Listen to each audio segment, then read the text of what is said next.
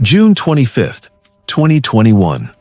The entire world stood still before their screens, watching a moment that would forever change one man's life. Derek Chauvin, former Minneapolis police officer, the man just convicted of killing George Floyd, stood straight-backed before the court, waiting for his fate. Fluorescent lights illuminated the solemn courtroom, but nothing could illuminate the pale, frozen expression on Chauvin's face at that moment.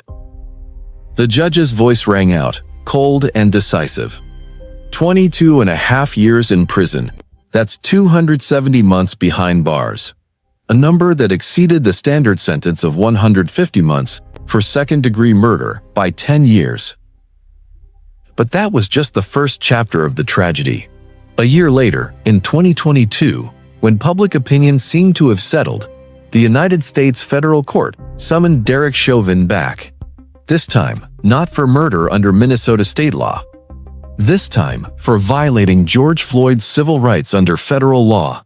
A charge carrying symbolic weight, demonstrating that Chauvin's actions weren't just a simple criminal case, but a severe violation of fundamental human rights. The federal judge declared 21 more years in prison. Two sentences combined, 43.5 years. But according to regulations, these two sentences run concurrently, meaning Chauvin wouldn't serve 43 years, but only 22.5. Sounds more manageable, right? But let's do the math.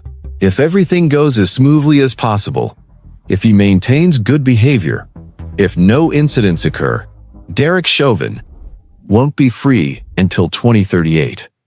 From January 2026, that's still 13 more years. 13 years. Nearly a significant portion of a human life. Most of the public hears that number and thinks justice has been served. They imagine Chauvin sitting in a cell, reading books, eating prison food, living day by day like any other inmate, then after 13 years, walking out, case closed. Right? Wrong. Completely wrong. Because what awaits Derek Chauvin behind those prison walls isn't just a simple prison sentence. It's a punishment far more brutal than what people imagine. It's living in fear every single second, in absolute isolation, in relentless psychological torment with no end in sight. And most importantly, it's the truth that the name Derek Chauvin has turned him into target number one throughout the entire fire post. United States federal prison system. According to statistics from the United States Department of Justice, former police officers make up less than 1% of the total prison population, yet they're the group with the highest risk of attack, 7 times higher than regular inmates. The reason? In prison culture, cops represent the oppressive system. They're natural enemies. And when a former cop is convicted of killing a black man right on the street, in the context of the Black Lives Matter movement exploding globally, then that person isn't just an ordinary inmate. That person becomes a symbol of everything inmates despise. Derek Chauvin isn't simply serving time. He's surviving. Every day, every hour. And this isn't speculation or exaggeration. This is truth, proven in blood and tears. So the question is a 22.5-year prison sentence truly more humane than the death penalty? Is allowing someone to live 13 more years under such circumstances an act of mercy, or is it a prolonged form of torture? To answer this question, we need to understand what's happening inside those prison walls where Derek Chauvin is living, or more accurately, desperately trying not to die. January 2026. Derek Chauvin is living at the Federal Correctional Institution, Big Spring, Texas. On paper, this is a low-security prison, a name that sounds gentle, almost harmless. But the reality behind that name is completely different. Big Spring houses over 800 inmates. 800 people with 800 stories, 800 reasons for being there. And among them, more than a few who see Derek Chauvin as a gift from heaven. Every day, Chauvin has to walk through narrow corridors, where hateful eyes follow his every step.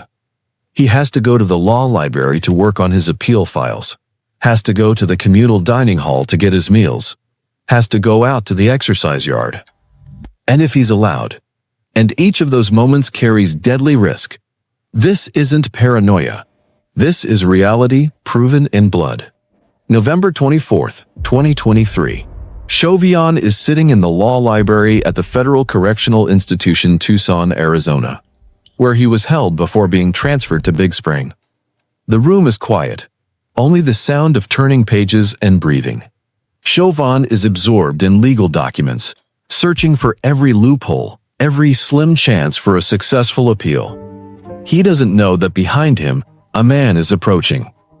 His name is John Tershak, 52 years old, former member of the Mexican Mafia gang, one of the most dangerous criminal organizations in the United States. Tershak isn't here to read books. He's here to kill. No warning, no scream. Just the sensation of sudden pain piercing through Chauvin's back. One stab, then 2, 3, 4. Tershak is using an improvised weapon, what in prison circles they call a shank, sharpened from scrap metal. And he doesn't stop. 5, 6, 7. Chauvin's 7. Chauvin's blood sprays across the white tile floor. 8, 9, 10. Chauvin tries to shield himself, tries to turn. But Tershak is stronger, faster, and most importantly, has been preparing for this moment for over a month.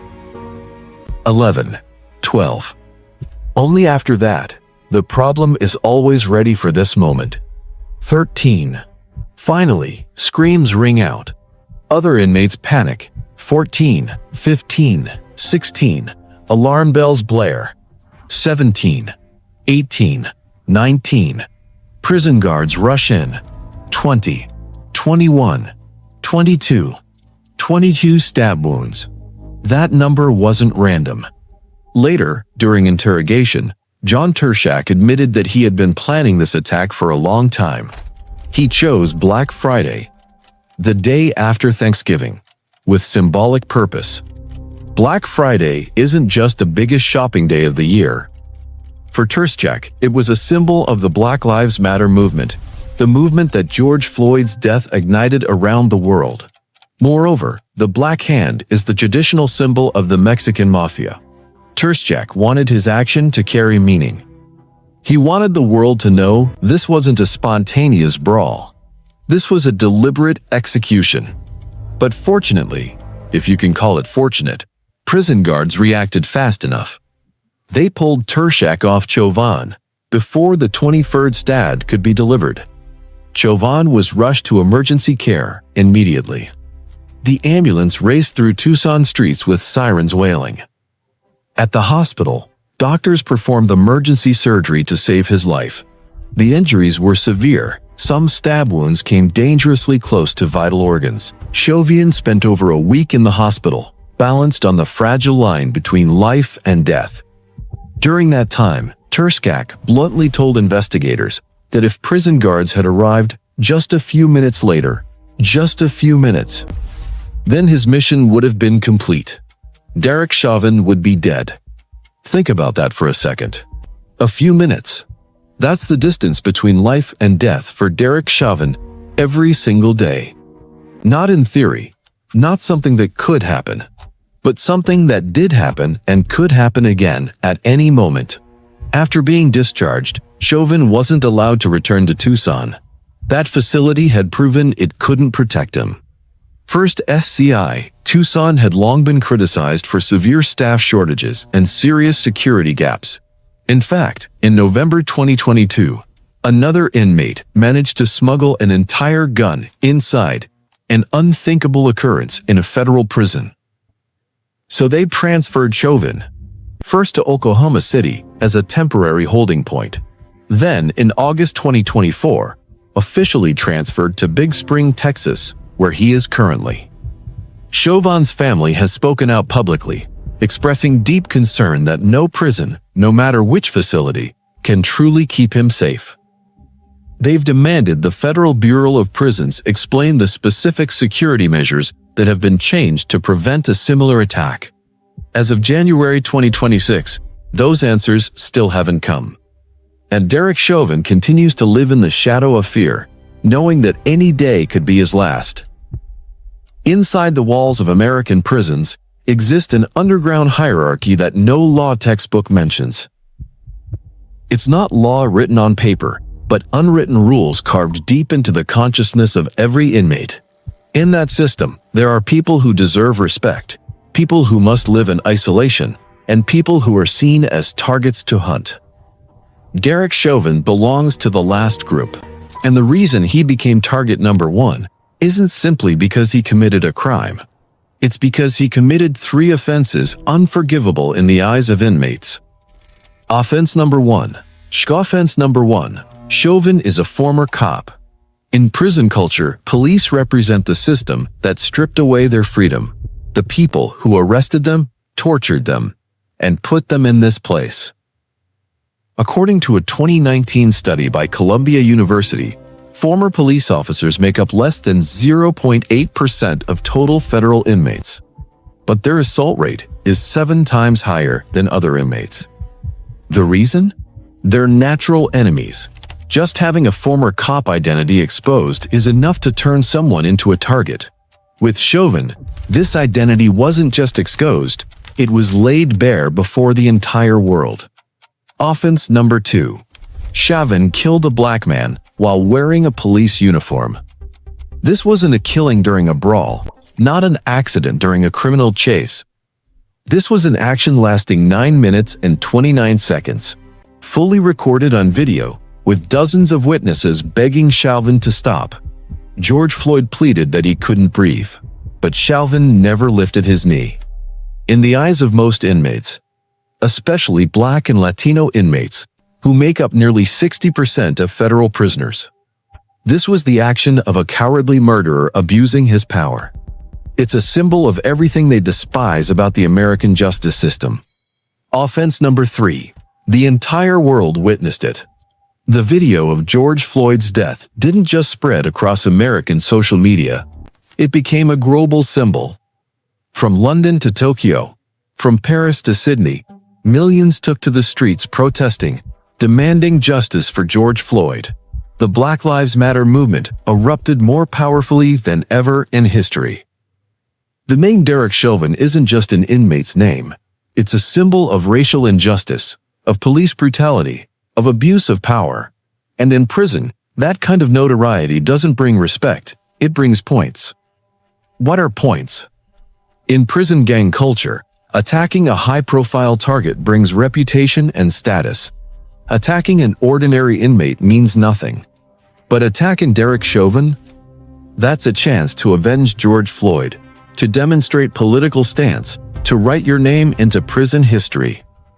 John Turchak admitted this bluntly. He chose Chauvin not because of personal vendetta, but because of his fame. And Turchak isn't the only one who thinks that way. Every inmate with hatred toward police, every gang member wanting to prove themselves, everyone wanting to become a hero in their peers' eyes. They all look at Derek Chauvin and see a golden opportunity. Chauvin's legal team, especially attorney Eric Nelson, predicted all of this before Chauvin ever set foot in prison. They pleaded with the court and the Federal Bureau of Prisons to keep Chauvin away from general population, to place him in special state protective custody from the start. They warned that an attack was only a matter of time, and they were right. But even after the warning became reality, even after Chauvin was stabbed 22 times, there's still no guarantee the same thing won't happen again. So what does Derek Chauvin's life look like in January 2026? The answer is almost certainly complete isolation. Protective custody.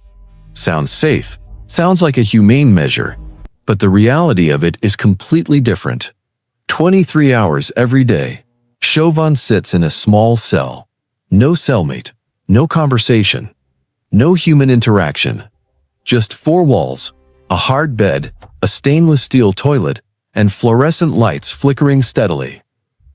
1 single hour each day, He's allowed outside, not to a communal yard, but to a separate steel cage where he can walk alone, under the sunlight.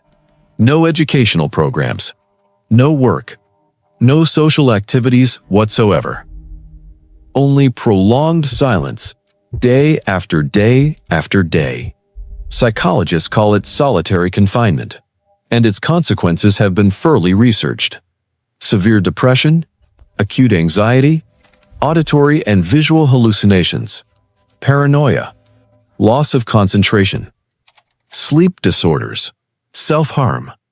In 2011, the United Nations expert on torture, Juan A. Mendez, declared that solitary confinement lasting more than 15 days can constitute torture or cruel, inhuman treatment. Derek Chauvin has been living under these conditions for over 2 years, since the 2023 attack, and he has at least 12 more years ahead. Let me repeat that. 12 years, 4,380 days, 105,120 hours, of which 96,360 hours will be spent in a solitary cell. That's not protection. That's survival. And survival isn't living. But Derek Chauvin isn't just sitting in a cell, accepting his fate. He's still fighting. On November 20th, 2025, Chauvin filed a new petition requesting a retrial of the case. So he says, it's not easy to cover the chance. This is the latest legal effort in his long string of desperate appeals. His legal team prepared a 71-page brief presenting 3 main arguments aimed at overturning the murder conviction. The first argument focuses on medical evidence. Chauvin's attorneys claim that 4 doctors who testified at trial relied too heavily on video evidence rather than pure medical examination. They argue that the cause of George Floyd's death wasn't entirely due to Chauvin's actions, but was also influenced by Floyd's health conditions and drugs in his system. This is an argument that's been raised multiple times, but has always been rejected by courts because the video clearly showed Chauvin kneeling on Floyd's neck for 9 minutes and 29 seconds, even after Floyd stopped moving and was no longer resisting. The second argument claims that the Minneapolis Police Department's training procedures were misrepresented at trial. Chauvin asserts that he followed exactly what was taught in training on controlling resisting suspects. His lawyers argue that the knee-on neck technique had been accepted in certain specific situations. However, even the Minneapolis Chief of Police and senior training experts testified at trial that Chauvin's actions exceeded all regulations, especially when Floyd lost consciousness and was no longer a threat. The third argument attacks the jury. Chauvin claims the court's instructions to the jury were flawed, and more importantly, the jury was influenced by outside pressure. In the context of violent protests erupting across America, with cities burning and riots spreading, the lawyers argue the jury may have feared the consequences if they acquitted Chauvin. They claim this wasn't a fair trial, but a politicized one. The Minnesota Attorney General's office has until January 4, 2026 to file a response, but legal experts are almost unanimously skeptical. All of Chauvin's previous appeals have failed. The Minnesota Court of Appeals denied his petition in 2023. The Minnesota Supreme Court refused to hear it. And in November 2023, the United States Supreme Court declined to take up Chauvin's appeal without any comment. The probability of this new petition succeeding? Nearly zero. But hope, however fragile, is all Derek Chauvin has left. Hope that maybe some judge will view the evidence differently. Hope that he might be free before turning 60. Hope that he won't die in prison. And that hope, however thin as a thread, still drives him to keep filing petitions, keep fighting, keep enduring what's happening. And speaking of hope, another angle emerged in 2025. Some conservative voices and political commentators began calling for President Donald Trump to pardon Derek Chauvin. They argued the trial was politicized, that Chauvin didn't receive a fair trial due to overwhelming media and public pressure, that The jury feared riots would erupt if they acquitted him. As of January 2026, there's no credible confirmation that President Trump is planning to pardon Chauvin. But suppose it happened.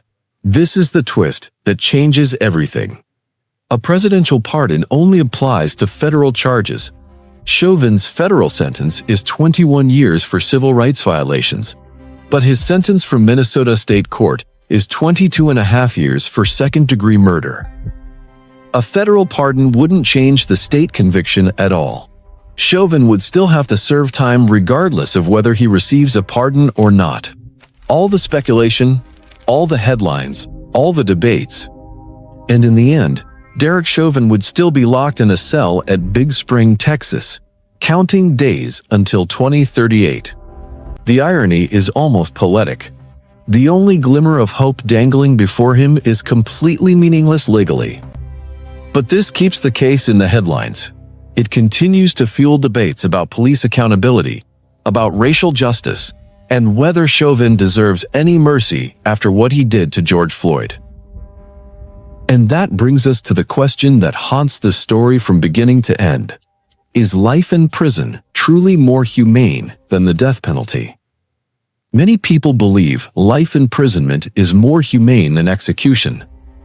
They say it gives a person time to reflect, seek redemption, maintain some level of quality of life. But those arguments all assume a minimum level of safety and dignity in prison. Derek Chauvin has neither. On death row, inmates are kept in segregation to protect them. They don't interact with general population. They're not vulnerable to attacks from other inmates. Yes, conditions are harsh. Yes, the psychological burden is immense. But there's a certain certainty to it, a clear endpoint. Derek Chauvin doesn't have that. He has 12 years of waking up every day and wondering if today is the day someone finishes what John Tursak started. 12 years of looking over his shoulder in the shower, in the law library, in the exercise yard. 12 years knowing his name makes him a trophy for any inmate wanting to earn respect or seek revenge. 12 years potentially living in isolation, cut off from human contact, slowly losing his sanity and reason. And even if he survives it all, even if he makes it to 2038 when he's eligible for release, he'll be 62 years old.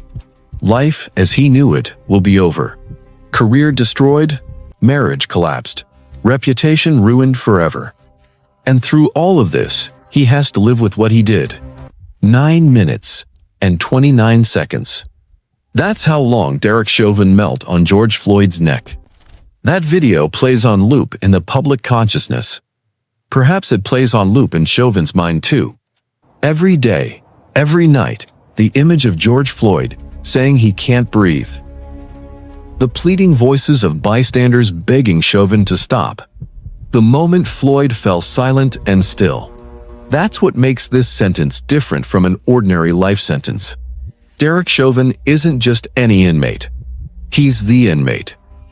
The one whose actions were witnessed by the entire world, whose name became a symbol of police brutality and racial injustice, whose crime ignited protests in every major city on earth.